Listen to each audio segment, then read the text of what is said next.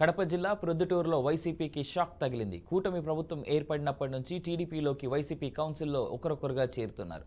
తాజాగా 39వ ward councillor Anil Kumar Proddatur MLA Nandyala Varadarala Reddy సమక్షంలో పార్టీ కండువా కప్పుకొని టీడీపీలో చేరారు. కౌన్సిలర్ అనిల్ రాకతో టీడీపీ బలం కౌన్సిల్లో 41 కౌన్సిలర్లుగాను 15 కౌన్సిలర్లుగాను ఉంది.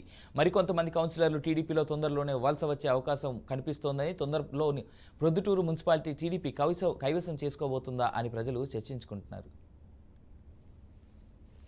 మున్సిపాలిటీకి సంబంధించిన 39వ వార్డు కౌన్సిలర్ చింపిరి అనిల్ కుమార్ గారు వైఎస్ఆర్సీపీ పార్టీ నుంచి తెలుగుదేశం పార్టీలో చేరడం జరుగుతుంది.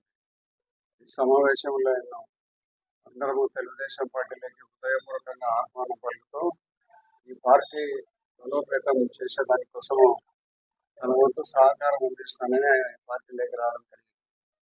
మరి గత జగన్మోహన్ రెడ్డి పరిపాలనకు ప్రస్తుత చంద్రబాబు పరిపాలనకు పోల్చి చూస్తే చాలా వ్యత్యాసాలు ఉన్నాయి, చాలా తేడాలు ఉన్నాయి.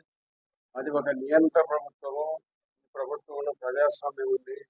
ప్రజాస్వామ్యం ఎప్పటికైనా కూడా మనుగడ సాధించాలంటే ప్రజాస్వామ్యం ముఖ్యం ఈ రాష్ట్రానికి, దేశానికి అనే ఒక మంచి ఆలోచనతో ఆయన నిర్ణయం తీసుకొని పార్టీలోకి వచ్చిన దానికి మనస్ఫూర్తిగా అభినందనలు తెలియజేస్తూ భవిష్యత్తులో ఆయన వార్డుకు సంబంధించి కానీ ఆయన వ్యక్తిగత విషయాలలో కానీ ఆయనకు మేము సంపూర్ణంగా మా పార్టీ మేమందరం కూడా సంపూర్ణంగా సహకారం అందించడం జరుగుతుంది. ప్రొద్దుటూరు మున్సిపాలిటీ